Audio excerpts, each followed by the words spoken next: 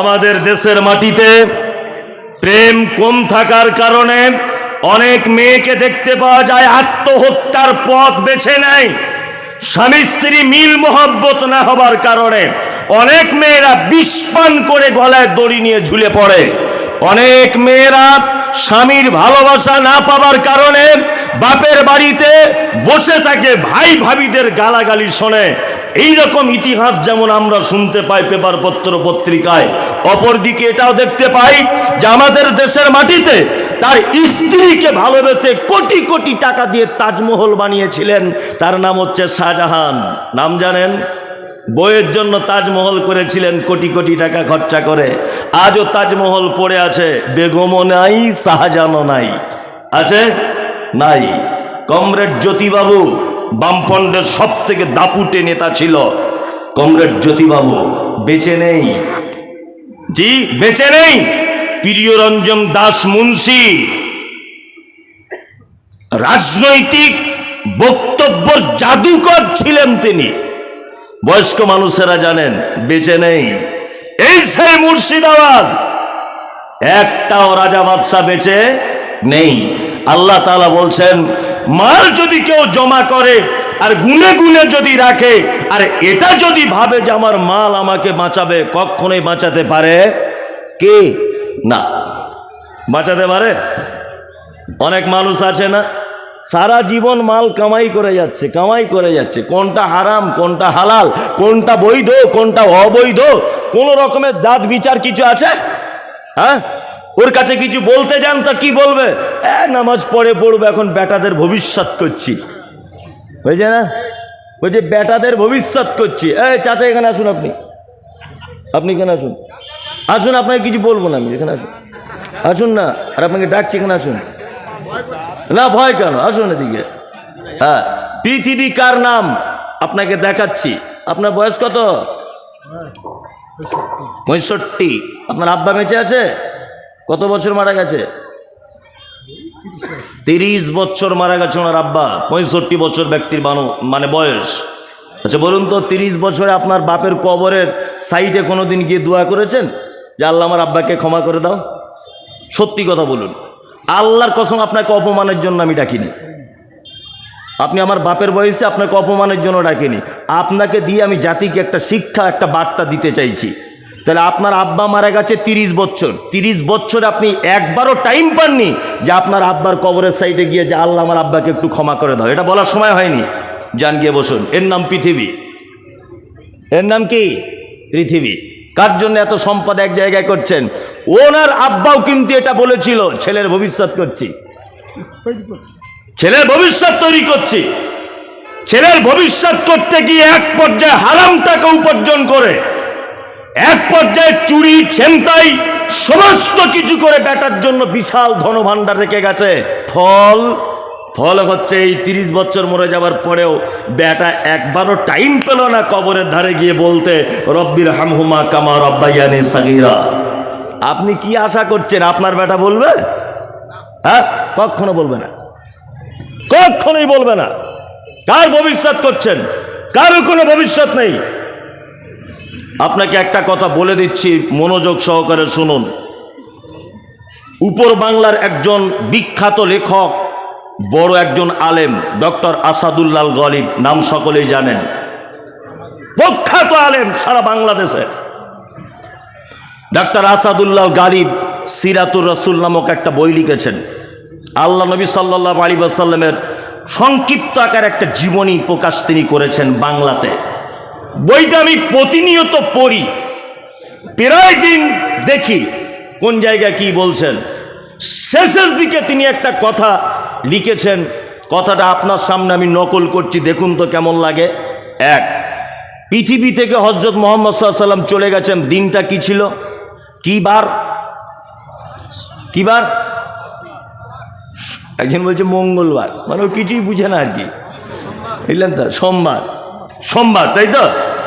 ওনার বই থেকে বলছি, উনি বলছেন যেদিন বৃহস্পতিবার, সোমবারের আগে বৃহস্পতিবার, এই বৃহস্পতিবারের দিন আল্লাহ নবী সাল্লাল্লাহু আলাইহি ওয়াসাল্লাম মাগরিবের সালাতের শেষ ইমামতি করেছিলেন।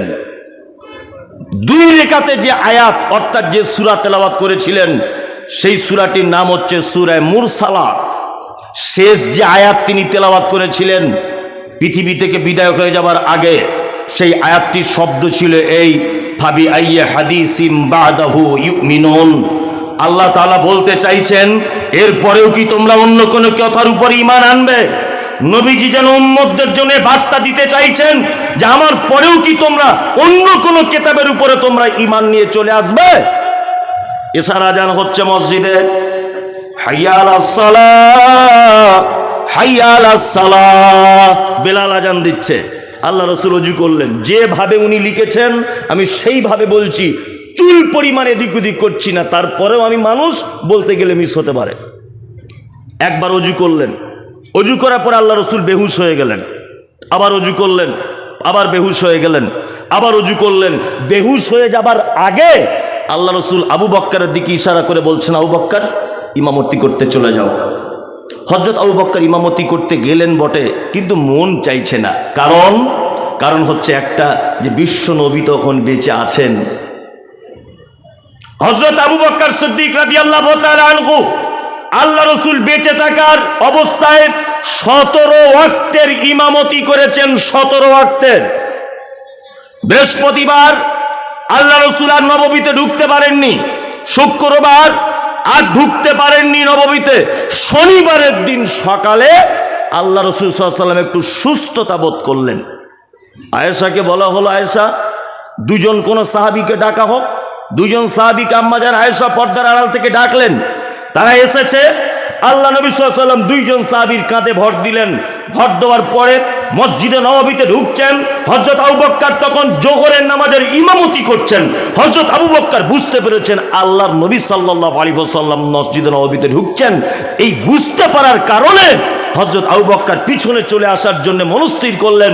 আল্লাহ রাসূল সাল্লাল্লাহু আলাইহি ওয়াসাল্লাম আবার বললেন, আবু বকর তুমি নিজের জায়গাতে দাঁড়াও, একদম নিজের জায়গাতে থাকো, হিলবে না। হযরত আবু বকর দাঁড়িয়ে আছেন। সাহাবায়ে কেরামগণ আল্লাহ রাসূলকে নিয়ে আবু বকরের বাম দিকে বসিয়ে দিলেন। আল্লাহ রাসূল দাঁড়াতে পারছিলেন না, বাম দিকে বসানো হলো। আল্লাহ রাসূল হলেন এখন ইমাম, আর মুকাব্বির হলেন হযরত আবু বকর। ইসলামের প্রথম মুকাব্বির হচ্ছেন হযরত আবু বকর সিদ্দিক রাদিয়াল্লাহু তাআলা আনহু। নামাজ শেষ করলেন আল্লাহ নবী সাল্লাল্লাহু আলাইহি ওয়াসাল্লাম। নামাজ শেষ করার পরে আয়েশার হুজরাতে ঢুকলেন। আয়েশার হুজরাতে ঢুকে প্রথমেই একটা কথা আল্লাহ রাসূল বলছেন, আয়েশা, আমাদের বাড়িতে কোনো সম্পদ আছে, মাল আছে কিছু? তখন আম্মাজান আয়েশা বলছেন, আল্লাহ রাসূল, আমাদের বাড়িতে 5টা থেকে 9টা, যেভাবে গালিব সাহেব লিখেছেন ওইভাবে বলছি, বলছে 5টা থেকে 9টা স্বর্ণের কয়েন অর্থাৎ দিনার আছে। 5 থেকে 9টা। দিনার মানে স্বর্ণের পয়সা, আর দিরহাম মানে চাঁদির পয়সা, সকলেই জানেন। তখন আল্লাহ নবী সাল্লাল্লাহু আলাইহি ওয়াসাল্লাম একটু বিরক্তি বোধ করে আয়েশাকে বলছেন, আয়েশা, তুমি এখনো কেন এই 9টা দিনার বাড়িতে রেখে দিয়েছো? তুমি দান করে দিলে না? তখন আম্মাজান আয়েশা বলছেন, আল্লাহ রাসূল, আপনি অসুস্থ ছিলেন, ব্যস্ততার কারণে কাউকে দান করতে পারিনি। তখন আল্লাহ নবী সাল্লাল্লাহু আলাইহি ওয়াসাল্লাম বলছেন, আয়েশা শোনো, কোন নবীর পক্ষে এটা উচিত নয়, কোন নবীর পক্ষে এটা শোভনীয় নয় যে এত নিকৃষ্ট সম্পদ নিয়ে আল্লাহর সঙ্গে সাক্ষাৎ করবে। তার মানে আল্লাহ রাসূল সাল্লাল্লাহু আলাইহি ওয়াসাল্লাম আয়েশাকে এটা বোঝাতে চাইলেন, আয়েশা, তুমি যদি দান করে দিতে 9টা পয়সা, তুমি যদি 9টা দিরহাম আল্লাহর রাস্তায় খরচা যদি করে দিতে, তাহলে আমি নবী এর বিনিময়ে আখিরাতে পেয়ে যেতাম আল্লাহর কাছে। কিন্তু আয়েশা, তুমি যে বাড়িতে গচ্ছিত রেখে দিয়েছ, আমি মনে করছি এটা হচ্ছে সব থেকে নিকৃষ্ট সম্পদ। তার মানে আপনি এখন হাফসাতে যে টাকাটা দান করে দিলেন এটা উত্তম সম্পদ। বাবুপুর মাদ্রাসাতে আমি আবার আসছি, মাদানী সাহেব আমাকে দাওয়াত করেছেন, আসব। ওখানে আপনি যে টাকাটা খরচা করেন এটা হচ্ছে আপনার উত্তম সম্পদ, যেটা রেখে আপনি পৃথিবী থেকে চলে গেলেন বেটা বেটির জন্য, এটা হচ্ছে সব থেকে খারাপ সম্পদ। কারণ আপনি চলে গেলে মারামারি শুরু হয়ে যাবে। আপনার কবরের সাইটে 30 বছরে কোনোদিন রব্বির হামহুমা কামা রব্বায়ানি সাগীরা বলার কেউ থাকবে না। আল্লাহ তাআলা বলেন, আল্লাযী জামা মালা ওয়া আদ্দাদা, দুর্ভোগ তাদের জন্য যারা তাদের সম্পদ জমা করে গুনে গুনে রাখে, ইয়াসাবু আন্না মালাবু আখলাদা, আর যারা এটা ভাবে আমার মাল আমাকে বাঁচাবে, কাল্লা, আল্লাহ বলছে কখনোই নয়, লায়ুম বাজান্না ফিল হুতামা, অচিরেই তাকে হুতামা নামক জাহান্নাম দেখানো হবে। ওমা আদরা কামাল হুতামা, নবী আপনি জানেন হুতামা কাকে বলে? কোন জিনিস হুতামা এটা আপনি জানেন? আল্লাহ তাআলা তারপরে আবার বলছেন নারুল্লাহিল মুকাদা, এই জাহান্নামটা এমন জাহান্নাম, নারুল্লাহিল মুকাদা, এটা আমার প্রজ্বলিত নিজস্ব তৈরি করা আগুন।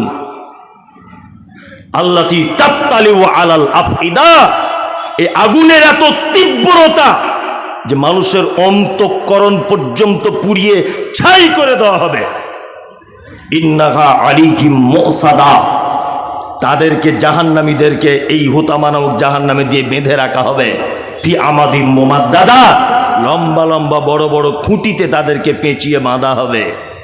আচ্ছা বলুন তো দেখি, কিয়ামতের মাঠে যদি একটা মানুষকে আল্লাহ বলে, এই তুমি এইখানে দাঁড়াও, এক পা চলতে পারবে না, বলুন তো তার চলার ক্ষমতা আছে? কাউকে যদি বলে, এই তুমি এখানে বসো, তাহলে তার উঠে দাঁড়াবার ক্ষমতা আছে? নাই তো, নাই। তাহলে জাহান্নামে তো আল্লাহ ঢুকিয়ে দিবে, এটা তো এটাই শেষ করে দেওয়া যেত। কিন্তু আল্লাহ তারপর আবার বলছেন কি, বেঁধে রাখবো জাহান্নামে। কি চারটিখানি বড় কথা, বাঁধবেন কেন? গ্রামে যখন ছেঁচকি চোর, বুঝেন তো, বুঝেন? ছেঁচকি চোর আমাদের দেশের ভাষাতে বলে, দেশ তো নয়, মানে ওই চলতি ভাষায় দেশ আর কি, দেশ হলে বাইরের রাষ্ট্র হতে হবে, দেশ বলতে ওই আর কি আমাদের 24 পরগনায় বলে ছেঁচকি চোর। ছেঁচকি চোর কাদের বলে? ওই যারা লোকের বাড়ি ছাগল চুরি করে, কারো হাঁড়ি চুরি করেছে, কারো কলা চুরি করেছে, মূল্য চুরি করেছে, এগুলোকে ছেঁচকি চোর বলে, ছুঁচকি বলে। তা আমার বাপজি বলে দিলেন, উনি তো আমার বাপজি, খুব অনেক দিনের পরিচিত, আল্লাহ ওনাকে জান্নাতবাসী করুক, ওনাকে ক্ষমা করে দিক, খুব ভালো মনের মানুষ। যাই হোক, সামনাসামনি বলছি না। তা চোর ধরা পড়েছে গ্রামে, এই গ্রামে, তখন কি করে?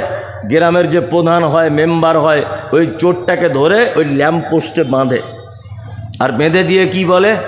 হ্যাঁ, ঠিক এই ভাষাটা, দেখি তোর কোন বাপ আছে আজকে এখান থেকে ছাড়াবে তোকে, দেখি তোর কোন বাপ আছে, ডেকে আন যা। বলে কি বলে না? বলে, বলে। আল্লাহ তাআলা বলেন, খুযুহু ফাগুল্লু সুম্মা তাকিমু সাল্লু, অপরাধীদেরকে কিয়ামতের মাঠে তাদের হাতগুলো পিছন দিক দিয়ে বাঁধা হবে, আর বলা হবে, এই লকডাউন করে দিয়ে বাবরি মসজিদ বুলডুজার দিয়ে ভেঙে দিয়েছ, হ্যাঁ, ওই যে ত্রিপুরাতে মসজিদ ভেঙে দিয়েছ, ওই যে আসামে ডিটেনশন ক্যাম্প তৈরি করেছ, ওই যে নিরীহ মানুষদের নাম কেটে বাদ দিয়ে দিয়েছ তারা ভারতের নাগরিক নয় বলে, আমি আল্লাহ তোমাকে আজকে জাহান্নামে বেঁধে রাখবো। দেখি তোমার কোন বাপের বেটা আছে এখান থেকে হাত খুলে দেখাবে। আজকে বিচারকের বিচারক আমি আল্লাহ, পৃথিবীর কেউ নাই যা আজকে অপরাধীদেরকে এখান থেকে ছাড়িয়ে নিয়ে যাবে। কি বললাম বুঝলেন না? মানে আল্লাহ বাঁধবে, মানে নিজের ক্ষমতা দেখাবে, দেখি আমার কত ক্ষমতা দেখ। দুটো তিনটে পাপের কথা আপনাকে বলে দিলাম। আল্লাহ তুমি আমাদের এই পাপ থেকে বাঁচাও, বলুন আমিন, আমিন, আমিন। আরো কয়েকটা বড় বড় পাপের কথা বলে দিই, খুব বড় বড় পাপ। এক, আল্লাহ তাআলা বলছেন, কি বলছেন? আল্লাহ বলছেন, আরাইতাল্লাযী ইউকাজ্জিবু বিদ্দীন, নবী আপনি কি তাকে দেখেছেন যারা কিয়ামতের দিবসকে অস্বীকার করে? এই কিয়ামত হবে এটা বিশ্বাস আছে তো? আছে না? আছে, সকলেরই আছে। কেমন হবে কিয়ামত? শুধু মুখে বলছে কিয়ামত আর কিয়ামত, মুখে বলছে মানুষ, আসলে যে জানি না যে কিয়ামত কার নাম। কিছুদিন আগে, খুব মনোযোগ দিয়ে শুনবেন, যার ভালো লাগবে না আস্তে আস্তে কেটে পড়বেন, কাউকে ব্যস্ত করবেন না। কিছুদিন আগে তুরস্কের মাটিতে একটা ভূমিকম্প হয়েছিল, দেখেছিলেন? দেখেছেন? বিজ্ঞানীরা মতামত পেশ করছে মিডিয়ার মাধ্যমে যে মাটি থেকে ৮,০০০ ফুট নিচে এই ভূমিকম্পটা হয়েছে, ৮,০০০ ফুট নিচেতে। তার ফলশ্রুতিতে তুরস্কের বড় বড় বিল্ডিংগুলো থর থর থর থর থর করে কাঁপতে কাঁপতে কাঁপতে কাঁপতে সব ভেঙে পড়ে গেল, অজস্র নিরীহ মানুষ মারা গেল, নারী পুরুষ একেবারে ধূলিসাৎ হয়ে গেল। কত গৃহপালিত পশু, কত রকমের কত কিছু ভাঙা বিল্ডিংয়ের তলাতে পড়ে না খেতে পেয়ে পিপাসায় কাতর হয়ে এক পর্যায়ে তারা মারা গেছে। এগুলো সোশ্যাল মিডিয়াতে আপনারা দেখেছেন না? দেখেছেন। এটা হচ্ছে পৃথিবীতে ভূমিকম্প এর নাম। কেমন করে হয় না, বিজ্ঞানীদের তত্ত্ব হচ্ছে যে এর তলাতে একটা স্তর আছে, ওখানে প্লেট দিয়ে সাজানো, হঠাৎ করে প্লেট সরে গেলে ভূমিকম্প হয়। এসব গাঁজাখড়ি গল্প, আমি মমতাজুল ইসলাম বিশ্বাস করি না। কি বললাম বুঝলে না? এমনিতে বলে দিয়েছে, হ্যাঁ এমনিতে বলে দিয়েছে। আসলে বিজ্ঞানের অনেক কথা কোরআনের সঙ্গে মারাত্মক সংঘর্ষ কিছু কিছু কথা। জেনারেল শিক্ষিত ছেলেরা আমাকে বোকা বলবেন, আপনি বোকা লোক, এখন বিজ্ঞানের যুগে আর এই এত একটা ছোট কথা বড় কথা বলে দিলেন। কোরআনের সঙ্গে অনেক কথা সংঘর্ষ, অনেক কথাই সংঘর্ষ।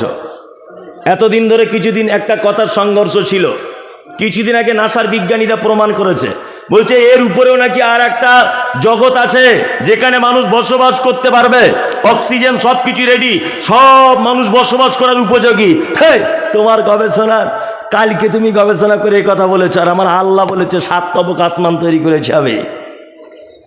তাহলে এতদিন কোরআনের সঙ্গে সংঘর্ষ ছিল কি ছিল না? ছিল, এখন প্রমাণ করেছে, আলহামদুলিল্লাহ।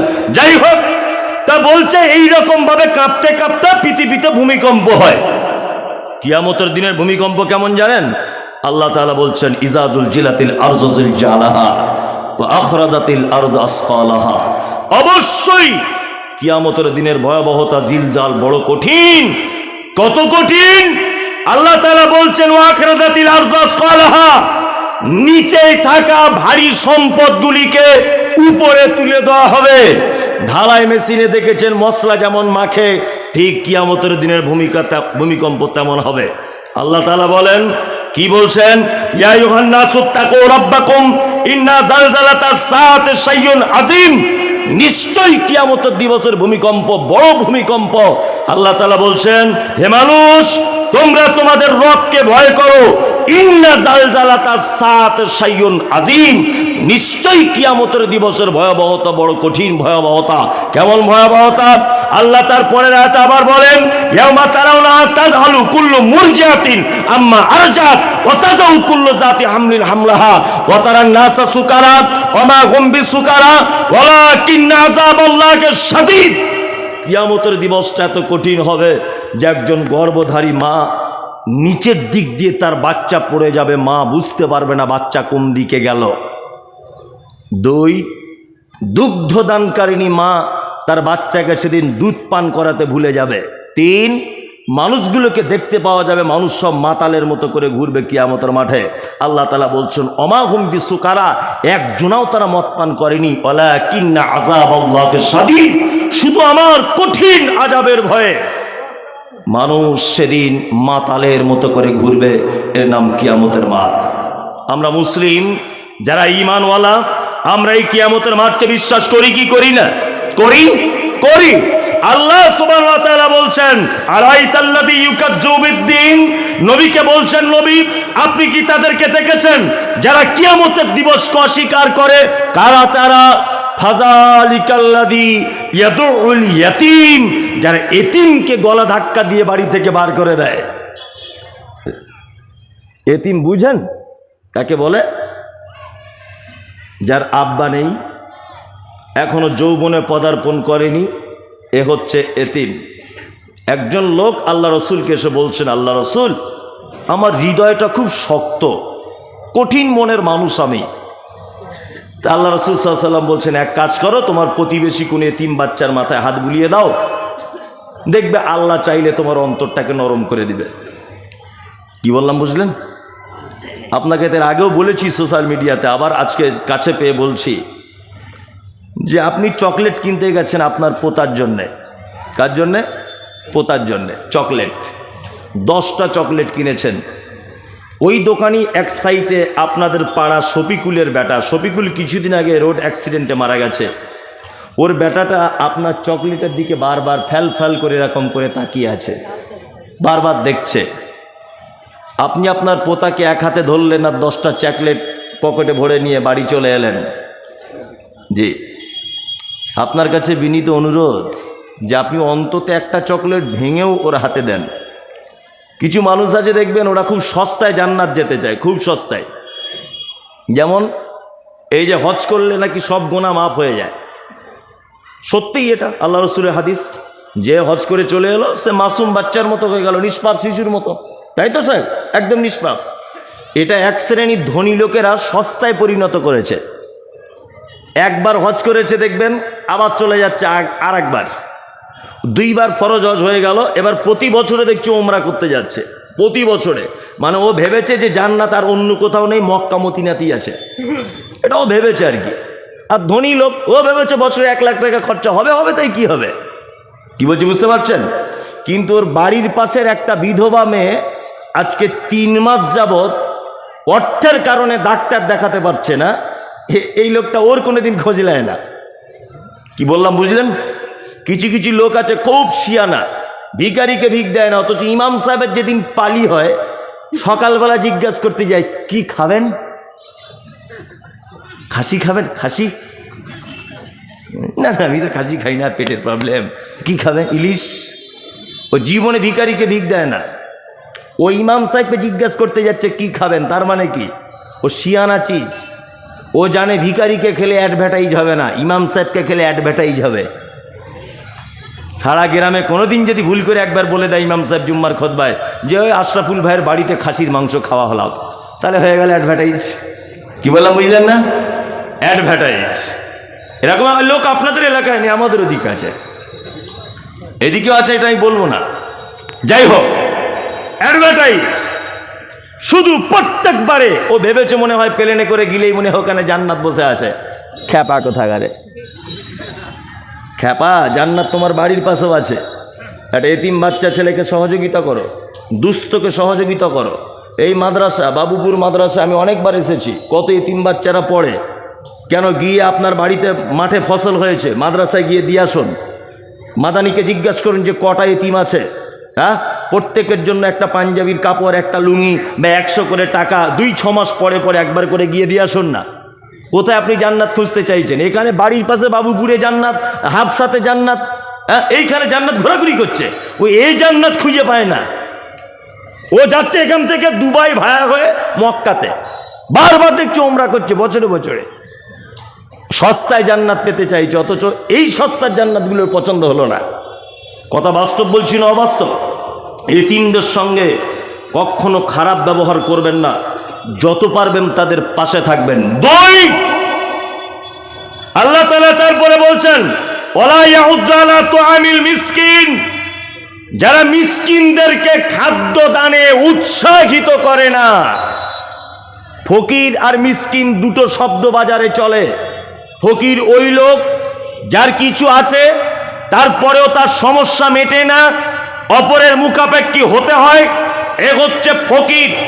মিসকিন হচ্ছে সেই যার কিচ্ছু নেই, নিঃস্ব, অভাবী, এই লোক হচ্ছে মিসকিন। কখনোই আপনার কাছে বিনীত অনুরোধ যে মিসকিনদেরকে আপনার দরজা থেকে ঠেলে দিবেন না, খাদ্য দানে উৎসাহিত করবেন। দরজাতে লা ইলাহা ইল্লাল্লাহ। আমি চোয়াপুকুর থেকে এসেছি, মা দুটো ভিক্ষা দাও। একজন এসেছে, এ পুরুষ মানুষ আর কি, বুঝলেন তো। তা লোকটা দরজাটা খুলেছে, ভিখারিকে দেখে বলছে এই কি করতে এসেছ? এই যে ভিক করতে এসেছি। তুই যে ভিক করতে এসেছি তো তোমার হাতে বড় ফোন কেন? হ্যাঁ, বড় ফোন নিয়ে ভিক করতে এসেছ?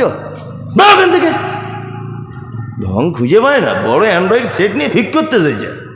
আর একটা মহিলা এসেছে, এসে বলছে খালা, ও খালা বাড়িতে আছো? কে?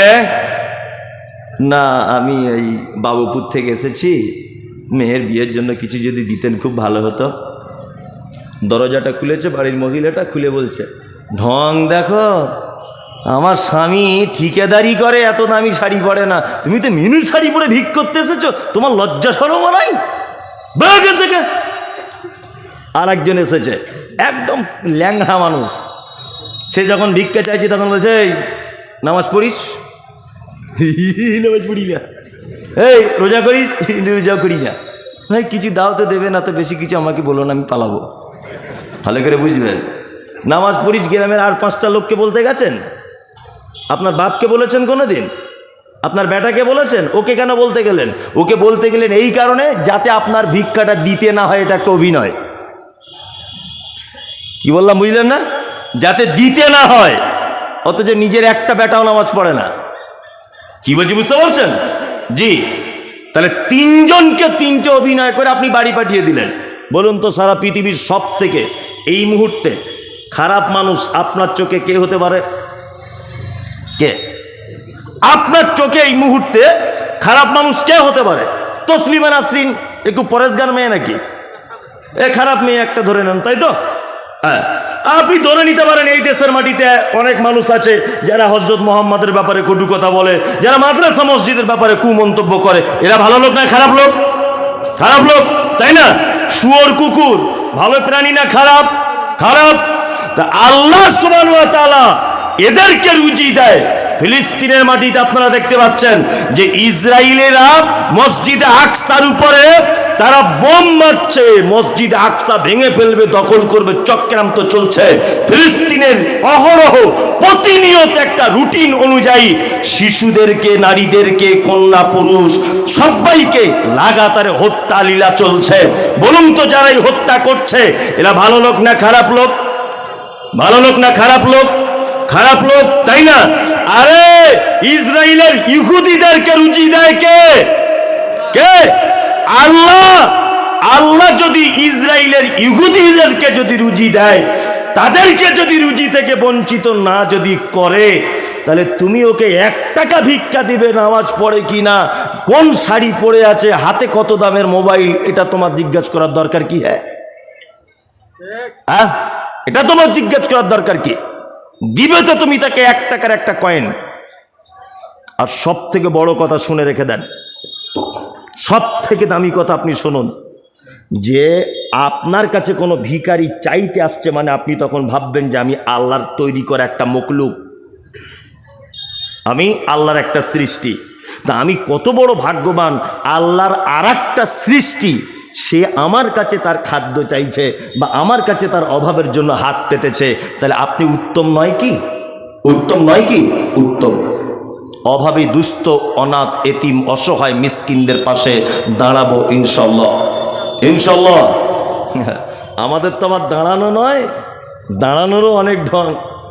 এই যে শীতকাল আসছে, এলাকার কিছু ফচকে নেতা আছে বুঝলেন, ফচকে নেতা 4টে ছেঁড়া কম্বল নিয়ে পাড়ার গরিব মানুষদেরকে বিতরণ করছে। আর 4 জন দেখছে এইরকম করে ক্যামেরা ধরে আছে, 4 জন। সকালবেলাতে ফেসবুকে পোস্ট করেছে আমাদের এলাকার জনদরদি নেতা 4টে ছেঁড়া কম্বল দিয়েছে। কাকে দিয়েছে? না ওরই ফুফুতো ভাইকে দিয়েছে। আচ্ছা বলুন দেখি, ওর ফুফুতো ভাইকে যে 4টে ছেঁড়া কম্বল দিল আর ও যে ফেসবুকে পোস্ট করলো, তা ওর ফুফুতো ভাইয়েরও তো মেয়ে জামাই থাকতে পারে, পারে কি পারে না? তারও তো আত্মীয় স্বজন থাকতে পারে।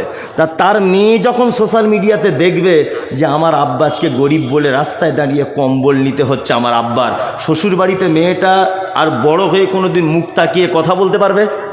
পারবে? পারবেন না। লকডাউনে কাকে 1 লিটার সরিষার তেল দিয়েছে, 4 বার দেখছি ফটো তুলে ছাড়ছে ফেসবুকে। কি দানির বেটা দানি, ফেরেশতারা কাঁচা কুঞ্চি রেডি করে রেখে তোমার পাছার চামড়া তুলে দিবে উল্টো পাল্টা যদি করো, বুঝলেন তো? রিয়া হয়ে যাবে। কি রিয়া? গোপনে গোপনে করুন, প্রকাশ্য দান করা যায়, অবশ্যই যায়। প্রকাশ্যে দান করা যায় অবশ্যই, সিররা ওয়া আলানিয়া, প্রকাশ্যেও করা যায়, গোপনেও করা যায়, তবে এটা পরিস্থিতির পরিপ্রেক্ষিতে করা হবে। এখন যেমন জলসা, জনগণ অনেক, এখানে আপনি যদি সবার সামনে দান করেন তা আপনাকে দেখে আরেকজনও দিতে পারে। কি বললাম বুঝলেন? এই পরিস্থিতিতে গোপনে দিতে গিয়ে যেন আবার এই কাজ করিয়েন না। যাই হোক, আল্লাহ তাআলা বলছেন ওয়ালা ইয়াহুজ্জু আলা তুআমিল মিসকিন ফাওয়াইলুল লিল মুসাল্লিন। আল্লাহ তাআলা বলছেন দুর্ভোগ, আবার ওয়াইল একটা জাহান্নামেরও নাম বটে। আল্লাহ তাআলা বলছেন দুর্ভোগ ওই নামাজীদের জন্য। কারা? আল্লাযীনা হুম আন সলাতিহিম সাহুন, যারা সলাত আদায় করে, যারা নামাজ পড়ে অস্বস্তি সহকারে, বিরক্তি সহকারে, অস্বস্তি সহকারে, এদের জন্য আল্লাহ তাআলা বলছেন একটা জাহান্নাম আছে, তার নাম অয়েল। এরা দুর্ভোগ। এই তাহলে আল্লাহ নামাজিদের কথা বলছেন না বেনামাজিদের কথা? নামাজিদের কথা, মানে সাংঘাতিক গেঁড়াকল। নামাজিরা তাহলে ভাবছে এই মৌলবি প্রতি বছর আনবো, তা আমাদের ব্যাপারে কিছু বলছে না, যারা নামাজ পড়ে তাদের জাহান্নাম পাঠিয়ে দিচ্ছে। এই খ্যাপা কথা কারে, আমি কেন বলবো? আল্লাহ এই কথা বলছেন। কি বললাম বুঝলেন না?